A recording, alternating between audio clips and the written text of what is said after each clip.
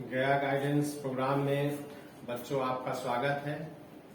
मैं डॉक्टर मनोज कुमार निराला, उच्च माध्यमिक शिक्षक +2 हरिदास सेमिनरी, आप लोगों के बीच 11वीं कक्षा भूगोल विषय के अंतर्गत पाठ 1 भारत की स्थिति के बारे में आज हम लोग चर्चा करेंगे। बच्चों, सबसे पहले आपको मैट्रिक परीक्षा उत्तीर्ण होने के लिए धन्यवाद। उसके बाद पुनः आपको धन्यवाद कि आपने कला संकाय के अंतर्गत भूगोल विषय का चयन किया है, क्योंकि हम सभी जानते हैं कि न केवल बोर्ड एवं विश्वविद्यालय की परीक्षाओं में बल्कि देश के विभिन्न प्रतिष्ठित प्रतियोगी परीक्षाओं में भी भूगोल विषय सर्वाधिक महत्वपूर्ण विषय रहा है। तो आइए आज हम लोग सबसे पहले 11वीं कक्षा के भूगोल के सिलेबस के बारे में जान सकेंगे। 11वीं कक्षा में भूगोल विषय के अंतर्गत हम लोग को 3 भागों में बांटकर हम लोग अध्ययन करने का प्रयास करेंगे। पहला, भौतिक भूगोल के मूल तत्व, जिसको हम लोग इंग्लिश में कह सकते हैं फंडामेंटल्स ऑफ फिजिकल ज्योग्राफी। दूसरा जो भाग होगा वह भौतिक भारत का भौतिक पर्यावरण होगा, और जो तीसरा जो भाग होगा वह प्रायोगिक भूगोल होगा। यह तीनों पाठ मिलाकर कुल 100 अंकों की परीक्षा होगी, जिसमें से 70 अंक होंगे जो सैद्धांतिक पक्ष के होंगे एवं 30 जो अंक होंगे वह प्रायोगिक पक्ष के होंगे। अभी हम लोग भारत और भौतिक पर्यावरण से संबंधित जो भाग है उसी से जो प्रथम अध्याय है भारत स्थिति, इसके बारे में हम लोग अध्ययन करने का प्रयास करेंगे। बच्चों, जैसा कि चैप्टर से स्पष्ट है, स्थिति, भारत की स्थिति हिंदी व्याकरण में या हिंदी शब्दावली में जो स्थिति का जो शब्द है वह कई एक अर्थ में है। किसी की सामाजिक स्थिति, किसी की आर्थिक स्थिति, लेकिन यहाँ जो भूगोल में जो स्थिति है वह भौगोलिक स्थिति, लोकेशन, पोजीशन एंड सिचुएशन के संबंध में है। बच्चों, हम लोग इस अध्याय के पढ़ने के पूर्व हम चाहते हैं कि आपको कुछ रिफ्रेश योर माइंड कर लें, क्योंकि इसके पूर्व की 9वीं कक्षा में आप इस अध्याय के बारे में जाने हैं एवं कुछ जो शब्दावली है भूगोल का उससे हम लोग कुछ रूबरू होने का प्रयास करेंगे। प्रथम जानने का प्रयास करेंगे बच्चों कि हम लोग अक्षांश के बारे में, जिसको हम लोग लैटिट्यूड कहते हैं। दूसरा हम लोग जानने का प्रयास करेंगे देशांतर, जिसको हम लोग लॉन्गिट्यूड कहते हैं। एवं तीसरा हम लोग जानने का प्रयास करेंगे कर्क रेखा के बारे में। आप पिछली कक्षा में 6ठी कक्षा में ही अक्षांश एवं देशांतर रेखा के बारे में जानते आए हैं। केवल इसके संबंध में हम कुछ रिफ्रेश योर माइंड के रूप में करना चाहेंगे। बच्चों, अक्षांश के पढ़ने के पूर्व हम लोग भारत का, पृथ्वी का जो मानचित्र बनाते हैं उसमें देखते हैं कि जो पूरे पृथ्वी को यह जो 0 डिग्री जो भूमध्य रेखा जिसको कहते हैं 2 बराबर भागों में बांटती है, और इसी तरह से नॉर्थ पोल और साउथ पोल को जो मिलाने वाली देशांतर रेखाएं हैं यह भी 2 बराबर बांटती है। विषुवत रेखा के जो उत्तर वाले भाग हैं उसको हम लोग उत्तरी गोलार्ध कहते हैं, और जो दक्षिण वाले भाग है उसको हम लोग दक्षिणी गोलार्ध कहते हैं। इसी तरह से जो है 0 डिग्री लैटिट्यूड के जो पश्चिम में है इसको पश्चिमी गोलार्ध कहेंगे, और जो पूर्व में है उसको पूर्वी गोलार्ध कहेंगे। अब यहाँ मूल बात यहाँ हो रही है अक्षांश के बारे में कि अक्षांश है क्या, अक्षांश रेखा किसके कहते हैं, या देशांतर क्या है, देशांतर रेखा किसको कहते हैं। अक्षांश के बारे में आप 6ठी कक्षा में परिभाषा पढ़ चुके हैं कि अक्षांश एक डिग्री है और एक दूरी मापने की इकाई है। अच्छा, इसको परिभाषित अगर करते हैं तो अक्षांश वह कोणात्मक दूरी है जो पृथ्वी के केंद्र से पृथ्वी के केंद्र से उत्तर दिशा की ओर और दक्षिण दिशा की ओर मापते हैं। अगर इसको हम लोग अंग्रेजी में परिभाषित करते हैं तो कह सकते हैं कि latitude is that angular distance in degree which is measure from centre of the earth northward direction and southward direction. इसी तरह से यह है कोणीय दूरी है और हम लोग इसको मापने का प्रयास करते हैं। पृथ्वी पर कुल 90 जो उत्तरी गोलार्ध में 90 देशांतर और दक्षिणी गोलार्ध में 90 यानी कुल 180 अक्षांश होते हैं। इसी तरह से अब हम लोग देशांतर के बारे में जानने का प्रयास करेंगे। ठीक उसी प्रकार देशांतर वह कोणात्मक दूरी है जो पृथ्वी के केंद्र से पश्चिम दिशा की ओर पूर्व दिशा की ओर होती है और पृथ्वी के केंद्र से डिग्री में मापी जाती है। अब हम आप लोग जो मूल जो हम लोग का सब्जेक्ट है उस पर आने का प्रयास करेंगे। आज हम लोग का जो पढ़ना है बच्चों वह भारत की स्थिति के बारे में पढ़ना है। हम सभी जानते हैं कि भारत उत्तरी गोलार्ध में स्थित एशिया महादेश का एक विशाल देश है। भारत की जो सभ्यता है वह विश्व की प्राचीनतम सभ्यता और संस्कृतियों का देश रहा है। हड़प्पा सभ्यता भी यहाँ विकास हुआ था। यह जो है उत्तरी गोलार्ध में स्थित है, इसके पूर्व भी हम लोग बता चुके हैं। और वर्तमान में अगर कहा जाए तो भारत में 28 राज्य और 9 केंद्र शासित प्रदेश हैं। अभी हाल फिलहाल में ही 2 केंद्र शासित प्रदेश बढ़े हैं। 31 अक्टूबर 2019 में जम्मू एवं कश्मीर जो राज्य था उस राज्य को समाप्त करके वहां संघ शासित प्रदेश बनाया गया है। 2 भागों में बांटा गया है, जम्मू कश्मीर और लद्दाख। जम्मू कश्मीर की राजधानी पूर्व की तरफ श्रीनगर एवं लद्दाख की राजधानी लेह है। इसी तरह से बच्चों हम यह याद करने बात है कि अभी वर्तमान में 9 केंद्र शासित प्रदेश हुए। अब हम लोग यहाँ जानने का प्रयास करेंगे। स्लाइड से देखेंगे यहाँ पर इस अध्याय को पढ़ने के पूर्व हम लोग एक उद्देश्य तय किए हुए हैं कि सत्र की समाप्ति तक हम लोग 3 उद्देश्यों को पूर्ति करेंगे। जिसमें पहला उद्देश्य है कि विश्व में भारत की स्थिति और दूसरा उद्देश्य है भारत का भौगोलिक विस्तार और तीसरा जो उद्देश्य है भारत के पड़ोसी देश। सबसे प्रथम जो उद्देश्य है उसकी प्राप्ति की ओर हम लोग प्रयास करते हैं। विश्व में भारत की स्थिति, position of India in world. तो इसमें हम लोग देखते हैं, अगर स्लाइड से देखते हैं तो यहाँ भी देखने का प्रयास कर रहे हैं कि यह जो भारत की जो स्थिति है वह विषुवत जो रेखा है उस रेखा के विषुवत रेखा के उत्तर में है। और यह जो है देशांतर जो है जिसको हम लोग प्रधान मध्याह्न रेखा कहते हैं, 0 डिग्री लैटिट्यूड कहते हैं, इसके पूरब में। तो इसकी जो हम पोजीशन बता सकते हैं कि यह जो उत्तरी गोलार्ध में है और उत्तर पूर्व की दिशा में भारत की स्थिति है।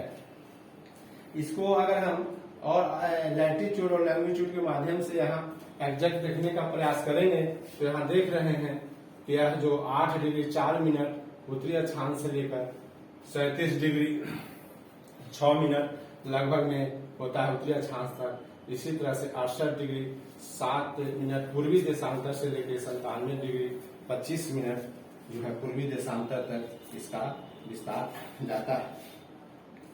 भारत की जो अक्षांशीय एवं देशांतरीय जो विस्तार है दोनों लगभग 30 डिग्री के बराबर है। और जो प्रधान मध्याह्न जो रेखा है भारत का जो भारत जो है प्रधान मध्याह्न रेखा जिसको ग्रीनविच मीन टाइम कहते हैं उसके पूरब में स्थित है और इसीलिए इसको पूर्वी देश कहते हैं। बच्चों प्राय हम लोग सुनते हैं कि अमेरिका वगैरह को कहा जाता है कि पश्चिमी देश है, पश्चिमी सभ्यता का देश। क्यों, ऐसा क्यों? इसलिए कहते हैं कि वह जो है ग्रीनविच मीन टाइम के पश्चिम में है और हम लोग जो है ग्रीनविच मीन टाइम के पूरब में है, इसलिए जो भारत है पूर्वी देश है। भारत का जो सबसे जो उत्तर में जो राज्य है वह जम्मू कश्मीर है और सबसे दक्षिण में जो राज्य है वह तमिलनाडु है। अब हम लोग यहाँ पर प्रयास करेंगे जानने का कि भारत के जो महत्वपूर्ण लास्ट बिंदु है जिसको छोर कहते हैं, जिसको अंतिम हम लोग बिंदु कह सकते हैं, यहाँ पर हम लोग जानने का प्रयास करेंगे। भारत के जो सबसे महत्वपूर्ण अंतिम बिंदु है वह सबसे जो उत्तरी जो बिंदु है वह जम्मू कश्मीर में स्थित जो है वह इंदिरा कौल नामक स्थान पर है, उसी को भारत का सबसे उत्तरी छोर कर सकते हैं। उसी प्रकार सबसे दक्षिणी जो छोर है वह बच्चों यह है स्थलीय भाग की बात करें तो कन्याकुमारी है, लेकिन अंडमान निकोबार में बड़ा निकोबार में जो इंदिरा पॉइंट है वह भारत का दक्षिणतम बिंदु है। हालांकि 2004 के जो सुनामी के कारण वह जलमग्न हो गया था। यहाँ दोनों हम लोग बातें याद करेंगे। अगर परीक्षा में आता है कि स्थलीय भाग का सबसे दक्षिणतम बिंदु तो हम लोग कन्याकुमारी कहेंगे। अगर द्वीपीय भाग सहित सबसे दक्षिणतम बिंदु भारत का आएगा तो हम लोग उसको इंदिरा पॉइंट कहेंगे।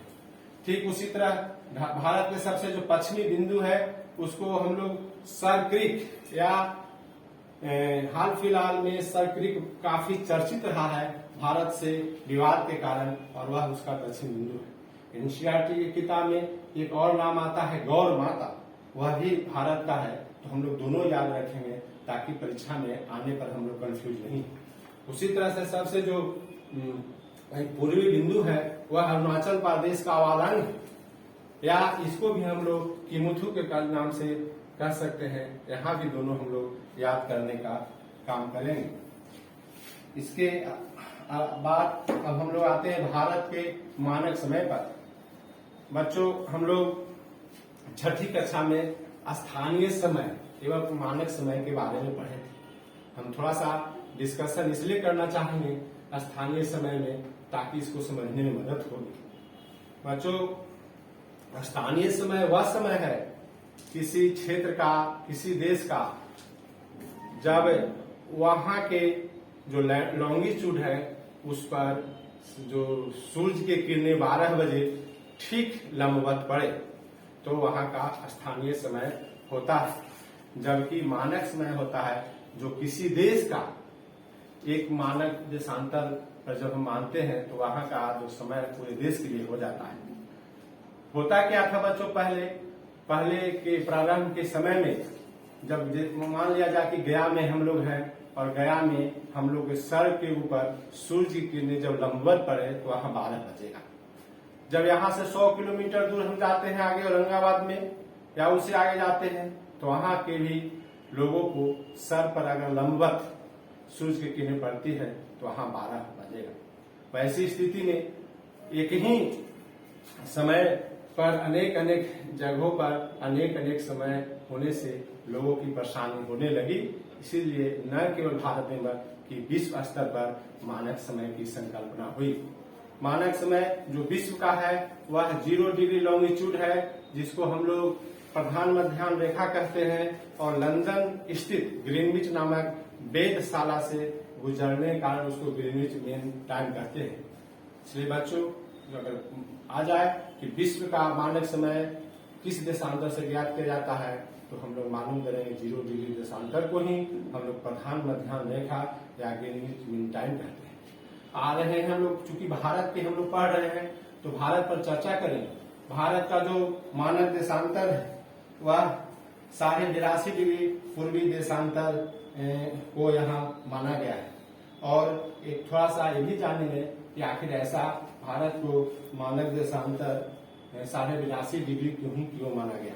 बच्चों अब देशांतरीय विस्तार जो हम लोग देखे थे यहाँ पर कि 68 डिग्री 7 मिनट और लास्ट था 97 डिग्री 25 मिनट। अगर हम लोग दोनों को जोड़कर और मीन निकालेंगे तो यह आ जाएगा 82.5 डिग्री पूर्वी देशांतर आएगा। और यही पूर्वी देशांतर जो है इसी से हम लोग क्या करते हैं, भारत के मानक समय की गणना करते हैं। थोड़ा सा यहाँ पर बहुत अक्षांशीय विस्तार और देशांतरीय विस्तार हम लोग को याद करने में परेशानी होती है। थोड़ा सा यहाँ ट्रिक हम बताना चाहेंगे। अगर यहाँ पर याद करने का तरीका है, अगर हो सके तो आप लोग भी लगे याद करिए। अगर सबसे दक्षिण में जो यहाँ पर है, यहाँ पर अगर हम करते हैं तो याद करने के लिए हम लोग 84 याद करते हैं। क्या याद कर रहे हैं 84। अब यह क्या हुआ, यह हो गया जो भारत के जो सबसे उत्तरी जो अक्षांशीय विस्तार सबसे दक्षिणी स्थान से विस्तार था। अब याद करने के लिए हम लोग देखें तो जो जम्मू कश्मीर का इलाका है, यहाँ देखिए तो यह जम्मू कश्मीर का इलाका जो याद करें कि हाल फिलहाल में ही मोदी सरकार ने धारा 370 को हटाया। तो याद करने के लिए हम याद करें, यहाँ 84 कर दिया, ऊपर कर दिया 370। ये जो 0 है इसको थोड़ा सा हम लोग आगे बढ़ा दिए।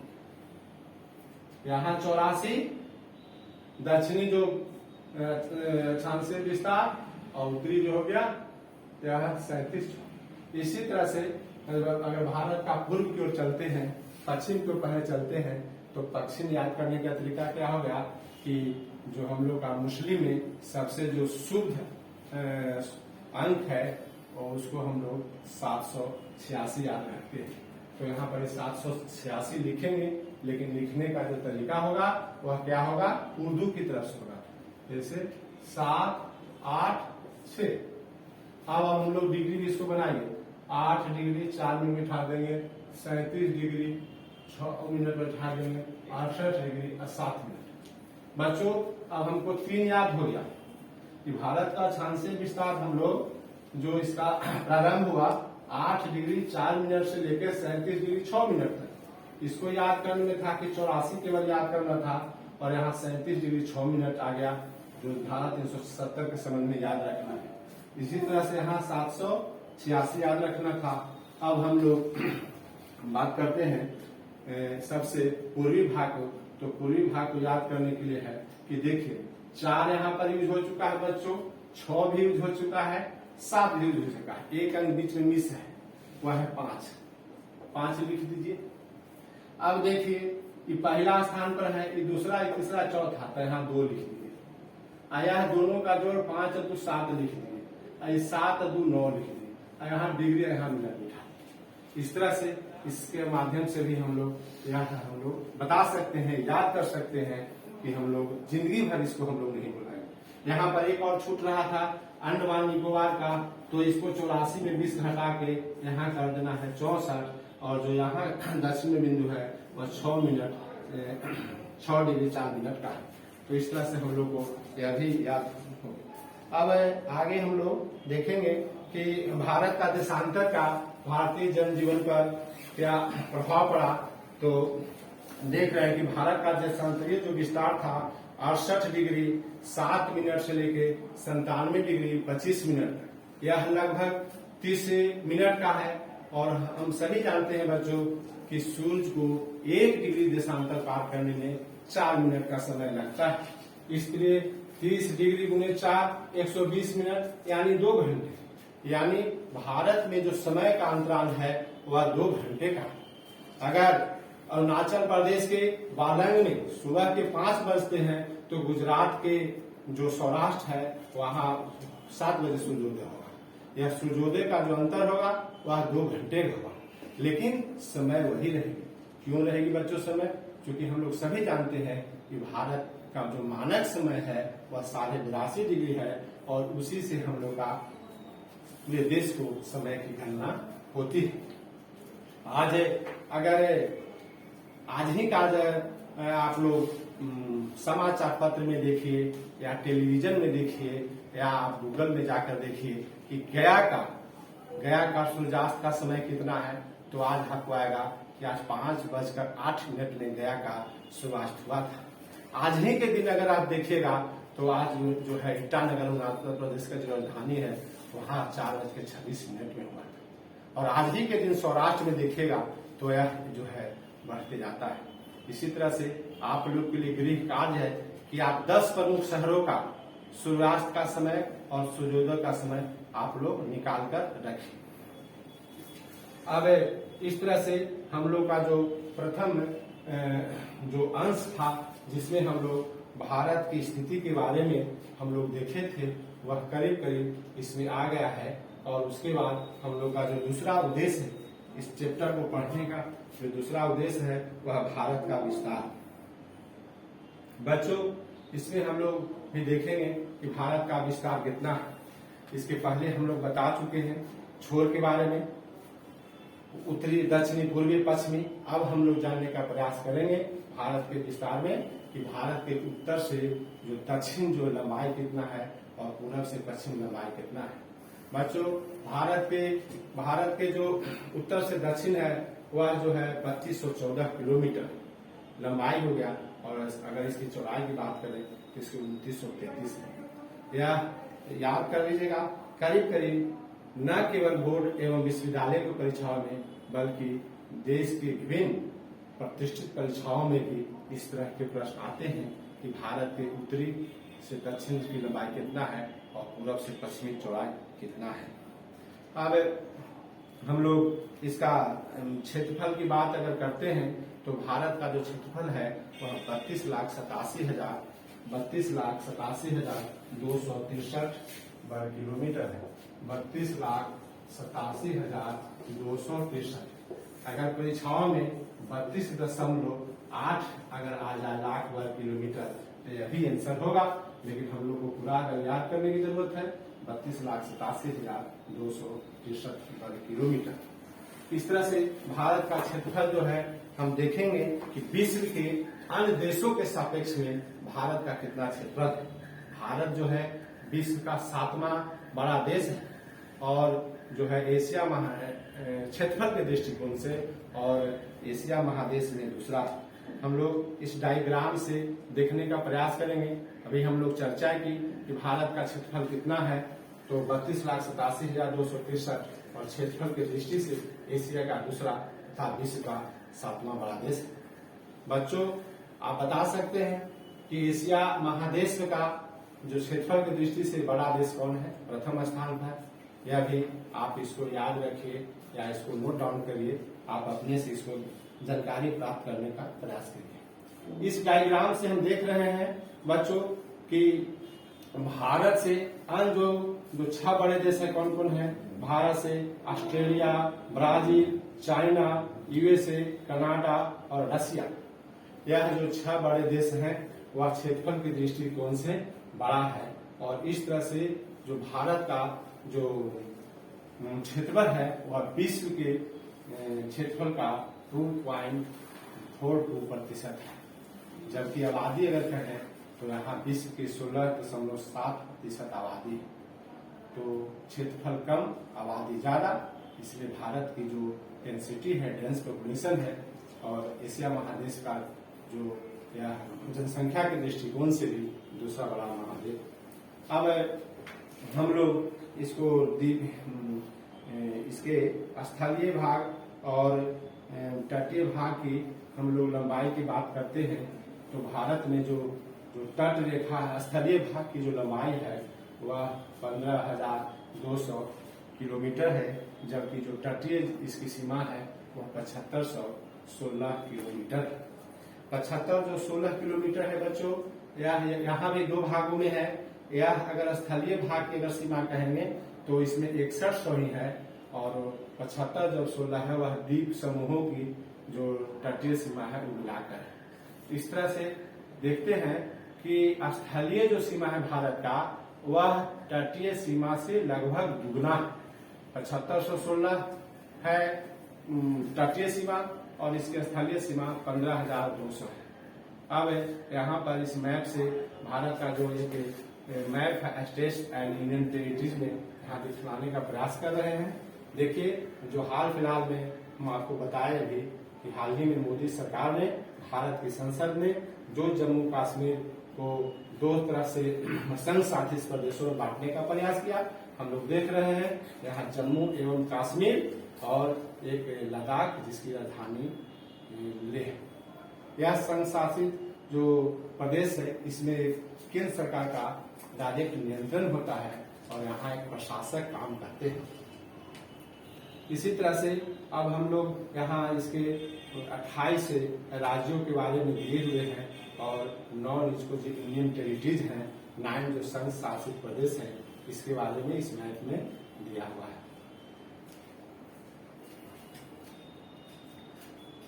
भारत के तट रेखा से बच्चों याद करने की बात है कि भारत के तट रेखा से 12 नॉटिकल मील तक समुद्र पर भारत का सर्वाधिकार है। यह जो नॉटिकल मील है, समुद्री मील है, जो समुद्र में दूरी मापने की इकाई है, तो भारत जो है 12 नॉटिकल मील तक इसका जो सर्वाधिकार है। उसके बाद जो है एक्सक्लूसिव इकोनॉमिक जोन आता है, अनन्य आर्थिक क्षेत्र है, वह 320 किलोमीटर तक है और यह 320 किलोमीटर तक भारत अपने समुद्री संसाधनों का उपयोग कर सकता है। भारत के जब आकार के बारे में बात करेंगे विस्तार में, तो भारत का जो आकार है वह कर्क रेखा के जो दक्षिणी भाग है उसके बाद इसका आकार लगभग त्रिभुजाकार है। अगर इस मैप में देखें तो कर्क रेखा के बाद जो 22 डिग्री जो अक्षांश है वह 22 डिग्री अक्षांश के बाद एक उल्टे त्रिभुज के आकार की आकृति हो गई।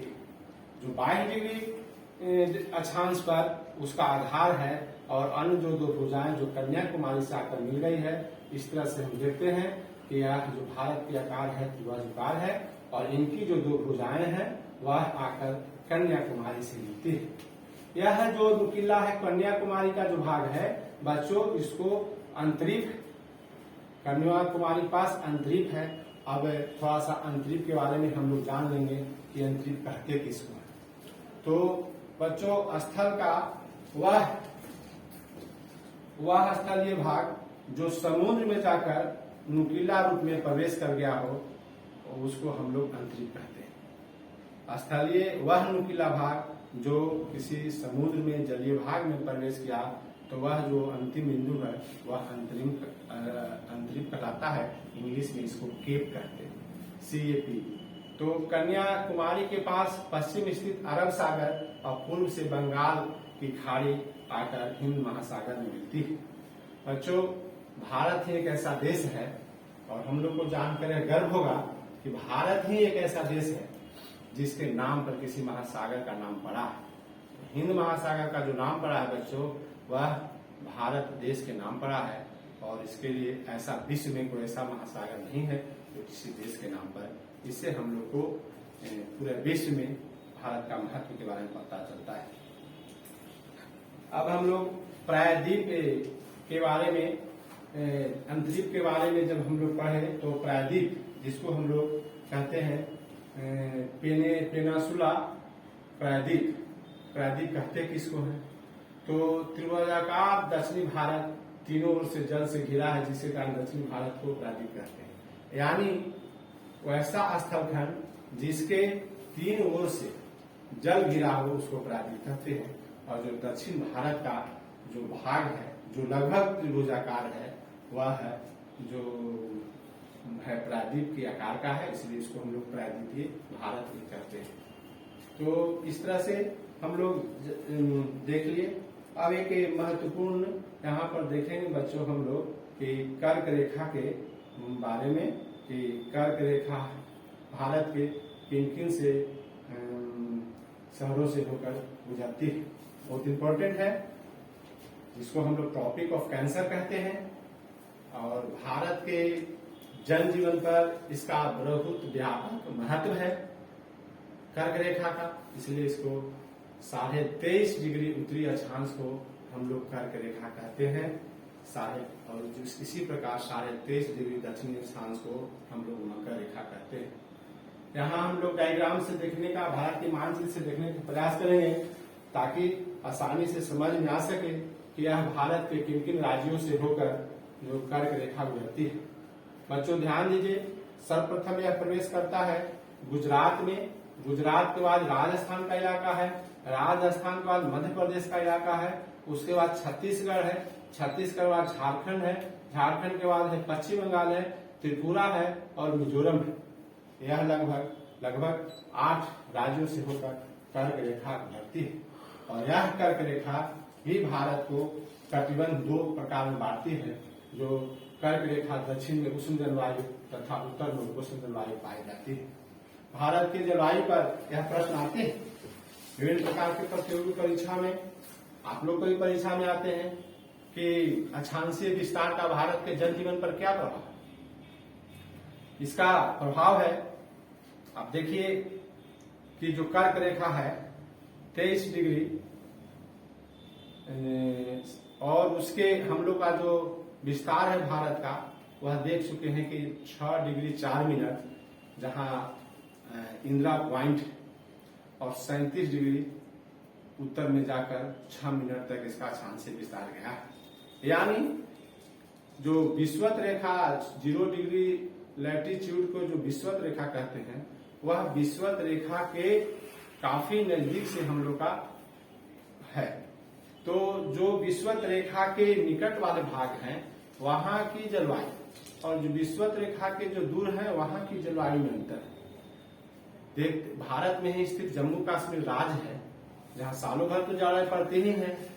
जाड़े के दिन में जब वहां के लोग गर्म कपड़े पहने हुए रहते हैं, उसी समय केरल राज्य के किसान जो है खेती का काम जो है लुंगी और नंगे बदन करते हैं। ऐसा क्यों? यह अक्षांशीय विस्तार के कारण। इसलिए यहाँ पर कि जो सूर्य के किरणें हैं उसका जो है सर्वाधिक जो ताप मिलता है वह विषुवत रेखा के नजदीक होने के चलते केरल मिलता है।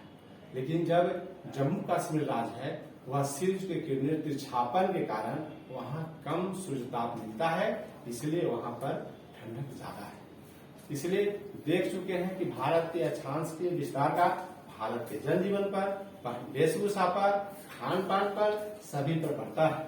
इसलिए हम लोग इसको याद रखेंगे कि हम लोग को अक्षांशीय विस्तार का भारत के जनजीवन पर क्या प्रभाव पड़ता है, कर्क रेखा का भी क्या प्रभाव पड़ता है।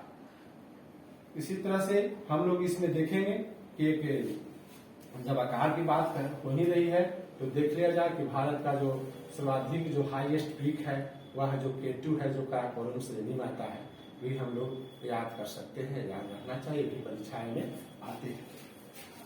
अब हम लोग को जो तीसरा सबसे महत्वपूर्ण जो उद्देश्य था भारत विस्तार के बाद इस चैप्टर में जो तीसरा उद्देश्य है उसको हम लोग पूरा करने के लिए अब हम लोग बढ़ते हैं। तीसरा जो महत्वपूर्ण उद्देश्य है वह भारत के पड़ोसी देश है। बच्चों, हम सभी जानते हैं कि पड़ोसी क्या होते हैं और किस प्रकृति के पड़ोसी अच्छे होते हैं। अगर आप जिस जगह रहते हैं, अगर उस जगह पर आपके पड़ोसी अच्छे हैं तो आपके वहां का वातावरण शांतिपूर्वक व्यतीत होगा। अगर आपके पड़ोसी अच्छे नहीं होंगे, अगर उनकी प्रकृति आपसे विपरीत होगी तो वहां अशांत वातावरण होगा। तो इसी उद्देश्य से हम लोग को भारत के कौन कौन से पड़ोसी देश हैं उसको हम लोग जानने का प्रयास करते हैं।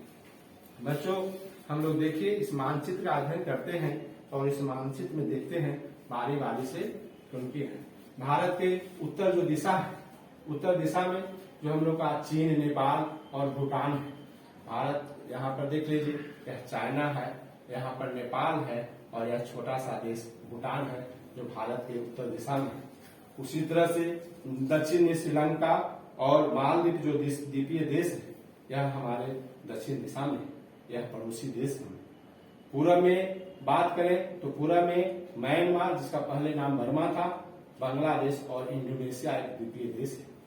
पश्चिम में बात करें तो पश्चिम में पाकिस्तान और अफगानिस्तान है। बच्चों, यहाँ पर हम लोग देखेंगे कि डायरेक्ट रूप से अफगानिस्तान अब हम लोग की जो सीमा में नहीं है।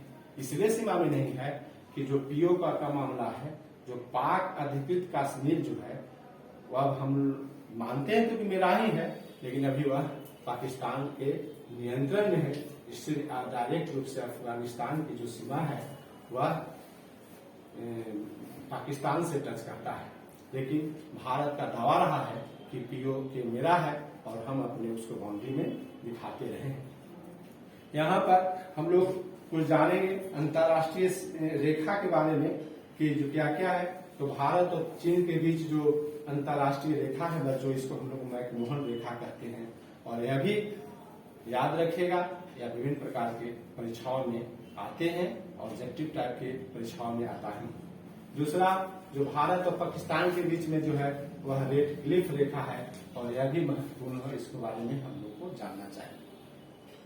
अब है कि भारत और श्रीलंका के बीच जो भारत भूमि से श्रीलंका जो अलग हुआ, यहाँ पर देखिए इसको मन्नार की खाड़ी और पाक जल संधि या इसको हम लोग पाक स्टेट इंग्लिश में कहते हैं, इसके द्वारा यह भारत से अलग है।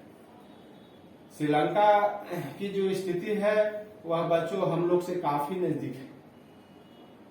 तमिलनाडु का धनुषकोटी से मात्र 24 किलोमीटर श्रीलंका है और उसी के बीच में जो आदम पुल भी कह सकते हैं, जिसको राम सेतु भी कहते हैं, वह है। और उसी के बीच में भी यह है जो दक्षिण दिशा में है वह पाक जल संधि है और उत्तर दिशा में जो मनार की खाड़ी। पाक मतलब यह कहीं से पाकिस्तान से संबंधित नहीं है बच्चों, यह पाक नामक एक उस समय के जो विद्वान के द्वारा यह जो जल संधि खोजी गई थी तो उन्हीं के नाम पर यह रॉबर्ट पाक के नाम पर पाक नाम पड़ा है। तो यहाँ पर हम लोग इसके बारे में जान सकते हैं। यह भी आता है कि भारत और श्रीलंका को जो अलग करता है कौन है, तो उत्तर में मनार की खाड़ी और दक्षिण में पाक जल संधि। और यह मात्र धनुषकोटी से मात्र 24 किलोमीटर दूर पर ही स्थित है श्रीलंका। तो यहाँ पर जानेंगे कि यह जो देश है वह देशों का एक क्षेत्रीय जो संगठन है जिसको हम लोग सार्क कहते हैं, south Asian association of regional cooperation. और यह इस देश में लगभग 8 देश हैं और यह जो क्षेत्रीय संगठन है इसमें भारत की भूमिका काफी महत्वपूर्ण है, क्योंकि यह जो एशियाई देश हैं और करीब करीब वह विकासशील देशों की श्रेणी में है और भारत की उनकी सामाजिक आर्थिक स्थिति को उन्नत बनाने में काफी महत्वपूर्ण भूमिका रही है। तो यह जो सार्क संगठन है वह संगठन के बारे में हम लोग जानते हैं कि आता है प्रश्न में कि बच्चों बताइए कि इनमें से कौन कौन जो है सार्क के देश नहीं है, सार्क में सम्मिलित नहीं है। इस तरह से हम लोग देखते हैं कि आगे हम लोग भारत के तट रेखा के बारे में हम लोग लिखने का प्रयास करेंगे।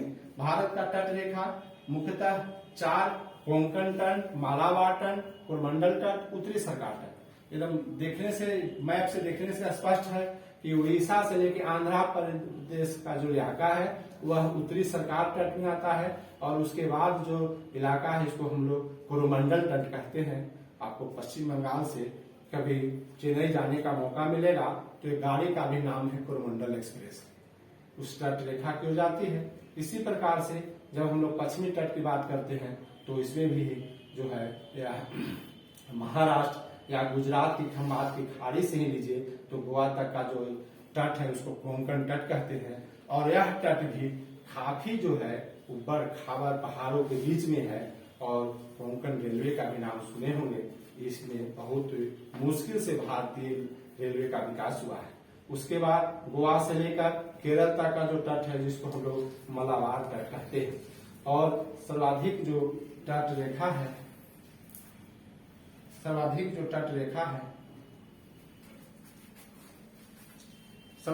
तट रेखा है देख रहे हैं किनकी है और क्या है। इस तरह से हम लोग देख रहे हैं कि भारत की जो तट रेखा है उसका क्या क्या प्रभाव पड़ता है। भारत की तट रेखा से समुद्रों में जो लोग हैं वह अपना समुद्री संसाधनों का दोहन करने का काम करते हैं। इस तरह से बच्चों इस जो अध्याय में है जो हम लोग 3 मुख्य उद्देश्य लेकर चले थे, भारत का स्थिति, भारत का विस्तार और भारत के पड़ोसी देश, इसमें लगभग हम लोग तीनों मुख्य बिंदुओं को हम लोग अपने स्तर से समझाने का प्रयास किया है। और इसके बाद हम लोग गृह कार्य के रूप में कुछ इसमें डाले हैं। अगर आप लोग इस गृह कार्य को देखिएगा, बनाइएगा और उसके बाद अगर इस चैप्टर से संबंधित अगर किसी प्रकार की आपको मन में डाउट हो, इस प्रॉब्लम हो, तो आप जो है YouTube पर जाकर जो कमेंट बॉक्स है उसमें हमसे सवाल पूछ सकते हैं। हम उसके सवाल हम बताएंगे। और बच्चों फिर से हम लोग अगली कक्षा में जो अगला जो चैप्टर होगा उस चैप्टर में हम लोग मिलेंगे। धन्यवाद।